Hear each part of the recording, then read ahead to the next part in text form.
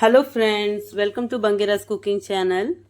ಇವತ್ತು ನಾನು ಬಂಗುಡೆ ಮೀನಿದು ರವೆ ಫ್ರೈ ಮಾಡ್ತಾ ಇದ್ದೇನೆ. ತುಂಬ ರುಚಿಯಾಗ್ತದೆ ಇದು ಬಂಗುಡೆ ಮೀನಿದು ರವೆ ಫ್ರೈ ಯಾರಿಗೆ ಇಷ್ಟ ಇಲ್ಲ ಹೇಳಿ? ತುಂಬ ಸಖತ್ತಾಗಿ ಬರ್ತದೆ. ಇದನ್ನು ಹೇಗೆ ಮಾಡೋದು ಅಂತ ಹೇಳಿ ನಾನು ತೋರಿಸ್ಕೊಡ್ತೇನೆ ಫ್ರೆಂಡ್ಸ್. ನನ್ನ ಚಾನಲನ್ನು ಸಬ್ಸ್ಕ್ರೈಬ್ ಮಾಡದೆ ನೋಡ್ತಿದ್ರೆ ಈಗಲೇ ಸಬ್ಸ್ಕ್ರೈಬ್ ಮಾಡಿ ಫ್ರೆಂಡ್ಸ್. ವಿಡಿಯೋವನ್ನು ಪೂರ್ತಿಯಾಗಿ ಸ್ಕಿಪ್ ಮಾಡದೆ ನೋಡಿ. ನಾನು 1 kg ಬಂಗುಡೆ ಮೀನು ತಗೊಂಡಿದ್ದೇನೆ. ಮ್ಯಾಕ್ರಲ್ ಮೀನು ಅಂತ ಹೇಳ್ತಾರೆ ಇಂಗ್ಲೀಷಲ್ಲಿ, ಮ್ಯಾಕ್ರಲ್ ಫಿಶ್. 1 kg ತಗೊಂಡಿದ್ದೇನೆ. ಇದನ್ನು ಚೆನ್ನಾಗಿ ಕ್ಲೀನ್ ಮಾಡಿ ಎಲ್ಲ ಇಟ್ಕೊಂಡಿದ್ದೇನೆ. ಮೀನು ಕ್ಲೀನ್ ಮಾಡುವಾಗ ಚೆನ್ನಾಗಿ ಅದರ ಒಳಗೆ ಎಲ್ಲ ಚೆನ್ನಾಗಿ ಕ್ಲೀನ್ ಮಾಡಬೇಕು. ಅದರೊಳಗೆ ಕಪ್ಪು ಇರ್ತದೆ, ಅದೆಲ್ಲ ಇದ್ದರೆ ಒಳ್ಳೆಯದಲ್ಲ. ಗಲೀಜೆಲ್ಲ ತೆಗೆದು ಚೆನ್ನಾಗಿ ಕ್ಲೀನ್ ಮಾಡಿ ಇಟ್ಕೊಂಡಿದ್ದೇನೆ. ನೋಡಿ, ಈಗ ಮಸಾಲಕ್ಕೆ ನಾನು 2 ಟೇಬಲ್ ಸ್ಪೂನ್ನಷ್ಟು ಚಿಲ್ಲಿ ಪೌಡರ್ ತಗೊಂಡಿದ್ದೀನಿ. ಕಾಶ್ಮೀರಿ ಚಿಲ್ಲಿ ಪೌಡರ್ ತಗೊಂಡಿದ್ದೀನಿ. ಒಳ್ಳೆ ಕಲರ್ ಬರ್ತದೆ ಕಾಶ್ಮೀರಿ ಚಿಲ್ಲಿ ಪೌಡ್ರಲ್ಲಿ. ಸ್ವಲ್ಪ ಅರಿಶಿಣದ ಪುಡಿ ಹಾಕ್ಕೊಳ್ತಾ ಇದ್ದೀನಿ. 1/4 ಚಮಚದಷ್ಟು ಹಾಕ್ಕೊಂಡಿದ್ದೇನೆ. ಅರಿಶಿಣದ ಪುಡಿ ಸ್ವಲ್ಪ ಜಾಸ್ತಿ ಹಾಕಬೇಕು ಮೀನಿಗೆ. ನೋಡಿ, ರುಚಿಗೆ ಉಪ್ಪು ನೋಡಿಕೊಂಡು ಹಾಕಬೇಕು. ಮತ್ತು ಹುಣಸೆ ನೀರು ಹಾಕ್ತಾ ಇದ್ದೇನೆ. ಹಾಕಿ ಚೆನ್ನಾಗಿ ಮಿಕ್ಸ್ ಮಾಡ್ತಾ ಇದ್ದೇನೆ. ಉಪ್ಪು ಹುಳಿ ಎಲ್ಲ ಕರೆಕ್ಟಾಗಿ ಬೇಕು. ಉಪ್ಪು ಹುಳಿ ಎಲ್ಲ ಕರೆಕ್ಟ್ ಇದ್ರೇ ಮೀನು ಫ್ರೈ ಒಳ್ಳೆಯದಾಗೋದು. ಚಪ್ಪೆ ಆದರೆ ಒಳ್ಳೆಯದಾಗೋದಿಲ್ಲ ಫಿಶ್ ಫ್ರೈ. ಅದಕ್ಕೆ ಮತ್ತು ರವೆ ಕೂಡ ಹಾಕುವಾಗ ಸಪ್ಪೆ ಆಗ್ತದಲ್ಲ, ಅದಕ್ಕಾಗಿ ಇದು ಮಸಾಲ ಸ್ಟ್ರಾಂಗಲ್ಲಿ ಇರಬೇಕು. ಮಸಾಲ ಸ್ಟ್ರಾಂಗಲ್ಲಿ ಮಾಡಿದರೆ ತುಂಬ ಟೇಸ್ಟ್ ಆಗ್ತದೆ ರವೆ ಫ್ರೈ.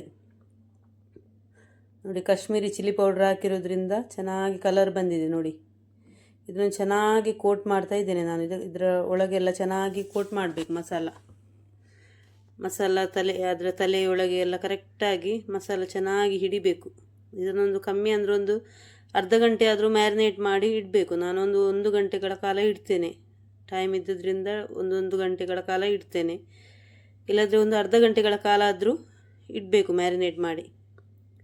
ಇದಕ್ಕೆ ಇಷ್ಟೇ ಸಾಕಾಗ್ತದೆ, ಬೇರೆ ಏನು ಬೇಕಂತ ಇಲ್ಲ. ಶುಂಠಿ ಬೆಳ್ಳುಳ್ಳಿ ಪೇಸ್ಟ್ ಏನು ಹಾಕೋದಿಲ್ಲ ನಾನು.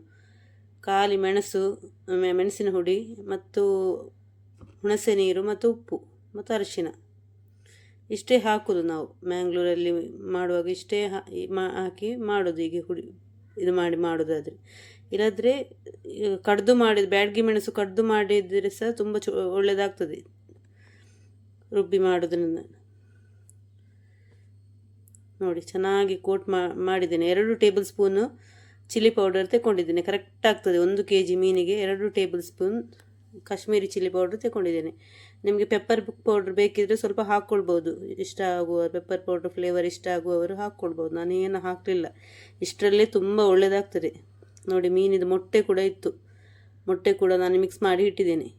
ನೋಡಿ, ತುಂಬ ಒಳ್ಳೆಯದಾಗ್ತದೆ ಇದು. ಚೆನ್ನಾಗಿ ಮಸಾಲೆ ಎಲ್ಲ ಚೆನ್ನಾಗಿ ಕೋಟ್ ಮಾಡಿ ನೋಡಿ 1 ಗಂಟೆಗಳ ಕಾಲ ಇಟ್ಟಿದ್ದೇನೆ ನಾನು. ಈಗ ರವಕ್ಕೆ ಈ ಥರ ಹಾಕ್ತಾ ಇದ್ದೇನೆ. ನೋಡಿ, ಕೋಟ್ ಮಾಡ್ತಾ ಇದ್ದೇನೆ ರವೆಯಿಂದ. ಮೀನಿದು ಬೀಲ ಕಟ್ ಮಾಡಬೇಡಿ ನೀವು. ಬೀಲ ಇಟ್ಟಿದ್ರೆ ಉಂಟಲ್ಲ, ನಿಮಗೆ ಕೋಟ್ ಮಾಡಲಿಕ್ಕೆ ಸುಲಭ ಆಗ್ತದೆ. ಬೀಲದಲ್ಲಿ ಹಿಡಿದು ನೋಡಿ ಈ ಥರ ಕೋಟ್ ಮಾಡಬೇಕು. ನೋಡಿ, ಈ ಥರ ಬೀಲದಲ್ಲಿ ಹಿಡಿದು ನಿಮಗೆ ಇದು ಕೋಟಿಂಗ್ ಎಲ್ಲ ಆಚೆ ಈಚೆ ಆಗೋದಿಲ್ಲ. ಕೋಟಿಂಗ್ ಎಲ್ಲ ಕರೆಕ್ಟಾಗಿ ಬರ್ತದೆ. ನಿಮಗೆ ಮಧ್ಯದಲ್ಲಿ ಹಿಡಿದ್ರೆ ಎಲ್ಲ ಉಂಟಲ್ಲ, ಕೋಟಿಂಗ್ ಆಚೆ ಈಚೆ ಆಗ್ತದಲ್ಲ, ಅದಕ್ಕಾಗಿ ಬೀಲದಲ್ಲಿ ಹಿಡಿದು ಈ ಥರ ಕೋಟ್ ಮಾಡಿ ಇಡ್ಬೋದು. ಅದಕ್ಕಾಗಿ ನೋಡಿ, ಮಸಾಲೆ ಎಲ್ಲ ಚೆನ್ನಾಗಿ ಸ್ಟ್ರಾಂಗಲ್ಲಿ ಮಾಡಬೇಕು. ಉಪ್ಪು ಹುಳಿ ಎಲ್ಲ. ಇಲ್ಲದ್ರೆ ನಿಮ್ಮದು ಹುಳಿ ಎಲ್ಲ ಕಮ್ಮಿ ಆದರೆ ಉಂಟಲ್ಲ, ಉಪ್ಪು ಹುಳಿ ಎಲ್ಲ ಕಮ್ಮಿ ಆದರೆ ನೀವು ರವೆ ಹಾಕಿ ಆಗುವಾಗ ಮೀನು ಚಪ್ಪೆ ಆಗ್ತದೆ. ಅದಕ್ಕಾಗಿ ಎಲ್ಲ ಸ್ಟ್ರಾಂಗಲ್ಲಿ ನೋಡಬೇಕು ನೀವು. ಫಸ್ಟ್ ನೀವು ಮೀನು ಹಾಕೋಕ್ಕಿಂತ ಮುಂಚೆನೇ ಮಸಾಲ ಮಾಡ್ತೀರಲ್ಲ, ಆಗ ಉಪ್ಪೆಲ್ಲ ಕರೆಕ್ಟ್ ಉಂಟು ಅಂತ ನೋಡಬೇಕು. ಮೀನು ಹಾಕಿದ ಮೇಲೆ ನೋಡಲಿಕ್ಕೆ ಆಗೋದಿಲ್ಲ ಅಲ್ಲ, ಅದಕ್ಕಾಗಿ ಮೀನು ಹಾಕೋಕ್ಕಿಂತ ಮುಂಚೆ ಮಸಾಲ ಮಾಡುವಾಗ ನೋಡಬೇಕು. ನೋಡಿ, ಮೊಟ್ಟೆ ನೋಡಿ ಎಷ್ಟು ಮೊಟ್ಟೆ ಸಿಕ್ಕಿದೆ ನನಗೆ. ಇದನ್ನು ಕೂಡ ನಾನು ರವೆಗೆ ಹಾಕಿ ಕೋಟ್ ಮಾಡ್ತಾ ಇದ್ದೇನೆ. ತುಂಬ ಒಳ್ಳೆಯದಾಗ್ತದೆ ಮೊಟ್ಟೆ ನೀವು ಫ್ರೈ ಮಾಡುವಾಗ ಸ್ವಲ್ಪ ಜಾಗ್ರತೆ ಆಗಬೇಕು, ಅಂದರೆ ಸಿಡಿತದದು. ಅದಕ್ಕೆ ಸ್ವಲ್ಪ ಜಾಗ್ರತೆಯಲ್ಲಿ ಫ್ರೈ ಮಾಡಬೇಕು ನೀವು ಮೊಟ್ಟೆ ಫ್ರೈ ಮಾಡುವಾಗ. ನೋಡಿ, ಇದು ಕೂಡ ಚೆನ್ನಾಗಿ ಕೋಟ್ ಮಾಡಿ ಇಡ್ತಿದ್ದೇನೆ ನಾನು. ನೋಡಿ, ಎಲ್ಲ ಕೋಟ್ ಮಾಡಿ ಇಟ್ಕೊಂಡಿದ್ದೇನೆ ಮೀನನ್ನು. ನೋಡಿ, ಈ ಥರ ಕೋಟ್ ಮಾಡ್ಕೊಂಡು ಇಟ್ಕೊಂಡಿದ್ದೀನಿ. ಈಗ ನಾನು ಕಾವಲಿಗೆ ತೆಂಗಿನ ಎಣ್ಣೆ ಹಾಕ್ಕೊಳ್ತಾ ಇದ್ದೇನೆ. ಮೀನು ಫ್ರೈ ಮಾಡುವಾಗ ಯಾವಾಗಲೂ ತೆಂಗಿನ ಎಣ್ಣೆ ಫ್ಲೇವರ್ ತುಂಬ ಚೆನ್ನಾಗಿ ಬರ್ತದೆ, ಚೆನ್ನಾಗಿ ಆಗ್ತದೆ. ಫಿಶ್ ಫ್ರೈ ಮಾಡುವಾಗ ಹೆಚ್ಚಾಗಿ ತೆಂಗಿನ ಎಣ್ಣೆನೇ ಯೂಸ್ ಮಾಡಬೇಕು. ನೋಡಿ ಫ್ರೈ ಮಾಡ್ತಾ ಇದ್ದೇನೆ. ಇದು ರವೆ ಹಾಕಿರೋದ್ರಿಂದ ಕೋಟಿಂಗ್ ಎಲ್ಲ ತುಂಬ ಚೆನ್ನಾಗಿ ಬರ್ತದೆ, ನಿಮಗೆ ಏನು ಇದಾಗೋದಿಲ್ಲ, ಸ್ಪ್ರೆಡ್ ಆಗೋದಿಲ್ಲ, ಕೋಟಿಂಗ್ ಎಲ್ಲ ತುಂಬ ಚೆನ್ನಾಗಿ ಬರ್ತದೆ. ನೋಡಿ ಒಂದು ಬದಿ ಒಳ್ಳೆ ಫ್ರೈ ಆಗಬೇಕು. ಫಾಸ್ಟಲ್ಲಿ ಇಡಬೇಡಿ, ಸ್ವಲ್ಪ ಮೀಡಿಯಮಲ್ಲಿ ಇಡಿ ಗ್ಯಾಸನ್ನು, ಮತ್ತು ಫ್ರೈ ಮಾಡಿದರೆ ಆಯಿತು. ಚೆನ್ನಾಗಿ ಫ್ರೈ ಆದ ಮೇಲೆ ಮಗುಚಬೇಕು. ಕೋಟಿಂಗ್ ತುಂಬ ಚೆನ್ನಾಗಿ, ಒಂದು ಸ್ವಲ್ಪ ಕೂಡ ಆಚೆ ಈಚೆ ಆಗೋದಿಲ್ಲ. ನೋಡಿ ರವೆ ಹಾಕಿರೋದ್ರಿಂದ ನೋಡಿ ಎಷ್ಟು ಚೆನ್ನಾಗಿ ಕೋಟಿಂಗ್ ಬಂದಿದೆ. ನೋಡಿ ಈ ಥರ ಚೆನ್ನಾಗಿ ಒಂದು ಬದಿ ಚೆನ್ನಾಗಿ ಫ್ರೈ ಆದ ಮೇಲೆ ಮಗುಚಿ ಹಾಕಿದರೆ ಆಯಿತು. ಫ್ರೆಶ್ ಮೀನು ಫ್ರೆಂಡ್ಸ್, ಇದು ಬೋಟಿದು ಮೀನು, ಬೋಟಿಂದ ತಂದದ್ದು, ಬೆಳಿಗ್ಗೆಷ್ಟೇ ತಂದ ಮೀನು. ತುಂಬ ಒಳ್ಳೆಯದಾಗ್ತದೆ ಮೀನು ಫ್ರೆಶ್ ಇದ್ದರೆ ಉಂಟಲ್ಲ, ಒಳ್ಳೆಯದಾಗ್ತದೆ ಮೀನು ಯಾವಾಗಲೂ. ಮೀನು ಫ್ರೆಶ್ ಇಲ್ಲದಿದ್ದರೆ ನೀವು ಎಷ್ಟೇ ಚಂದ ಮಸಾಲ ಮಾಡಿದರೂ ಉಂಟಲ್ಲ, ಮೀನು ಒಳ್ಳೆಯದಿರುವುದಿಲ್ಲ.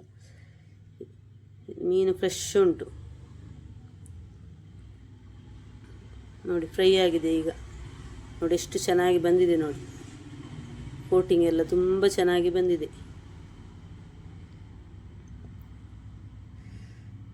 ನೀವು ಬೀಲವನ್ನು ಕಟ್ ಮಾಡಲಿಲ್ಲದ್ರೆ ನಿಮಗೆ ಹಾಕಲಿಕ್ಕೆ ಎಲ್ಲ ತುಂಬ ಸುಲಭ ಆಗ್ತದೆ. ಮೀನು ಕಟ್ ಇದು ರವೆ ಹಾಕಿ, ರವೆ ಮಿಕ್ಸ್ ಮಾಡಿ ಹಾಕಲಿಕ್ಕೆ ತುಂಬ ಫ್ರೈ ಮಾಡಲಿಕ್ಕೆ ತುಂಬ ಸುಲಭ ಆಗ್ತದೆ. ನೋಡಿ ತುಂಬ ಚೆನ್ನಾಗಿ ಬಂದಿದೆ. ಈಗ ಉಳಿದಿರೋ ಮೀನನ್ನು ಕೂಡ ನಾನು ಅದೇ ಥರ ಹಾಕ್ತಾ ಇದ್ದೇನೆ. ನಿಮಗೆ ಬೇಕಿದ್ದರೆ ರವೆಗೆ ಸ್ವಲ್ಪ ಅಕ್ಕಿ ಹಿಟ್ಟು ಬೇಕಿದ್ದರೆ ಸ್ವಲ್ಪ ಮಿಕ್ಸ್ ಮಾಡಿ ಇದು ಮಾಡ್ಬೋದು, ಅದು ಒಳ್ಳೆ ಆಗ್ತದೆ. ಅದಕ್ಕೆ ಸ್ವಲ್ಪ ಅಕ್ಕಿ ಹಿಟ್ಟು ಕೂಡ ಹಾಕಿದರೆ, ಮಿಕ್ಸ್ ಮಾಡಿದರೆ. ಅದು ನಾನು ಅಕ್ಕಿ ಹಿಟ್ಟೇನು ಹಾಕಲಿಕ್ಕೆ ಹೋಗಲಿಲ್ಲ, ಖಾಲಿ ರವೆನೇ ಚೆನ್ನಾಗಿ ಆಗ್ತದೆ. ನೋಡಿ ಮೊಟ್ಟೆ ಕೂಡ ಹಾಕ್ತಾ ಇದ್ದೇನೆ ನಾನು. ಮೊಟ್ಟೆ ಇತ್ತಲ್ಲ ಅದನ್ನೆಲ್ಲ ಹಾಕ್ತೆ. ಮೊಟ್ಟೆ ಹಾಕುವಾಗ ಸ್ವಲ್ಪ ಜಾಗ್ರತೆಯಲ್ಲಿ ನೋಡ್ಕೊಳ್ಬೇಕು, ಸಿಡಿಯುವ ಚಾನ್ಸ್ ಇರ್ತದೆ ಮೊಟ್ಟೆ. ಮೀನಿದು ಮೊಟ್ಟೆ ತುಂಬ ಒಳ್ಳೆಯದಾಗ್ತದೆ, ಮಕ್ಕಳೆಲ್ಲ ತುಂಬ ಇಷ್ಟಪಟ್ಟು ತಿಂತಾರೆ ಮೊಟ್ಟೆ ಮೀನಿದು.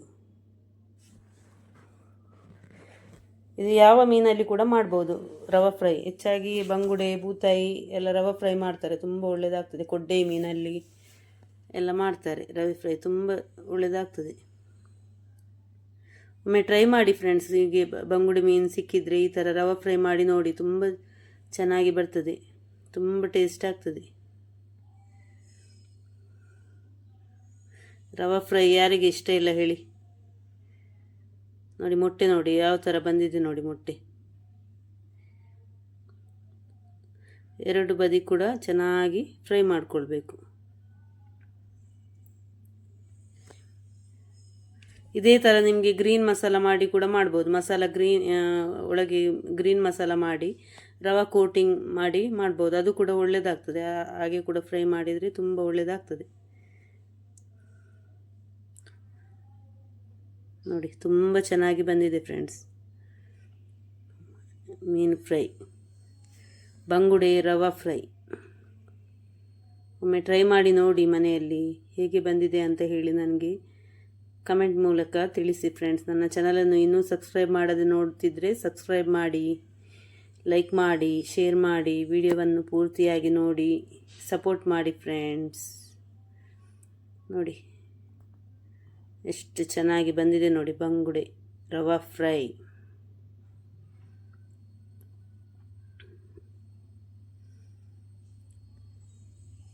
ಈಗ ಬಂಗುಡೆ ರವೆ ಫ್ರೈ ರೆಡಿಯಾಗಿದೆ ಫ್ರೆಂಡ್ಸ್.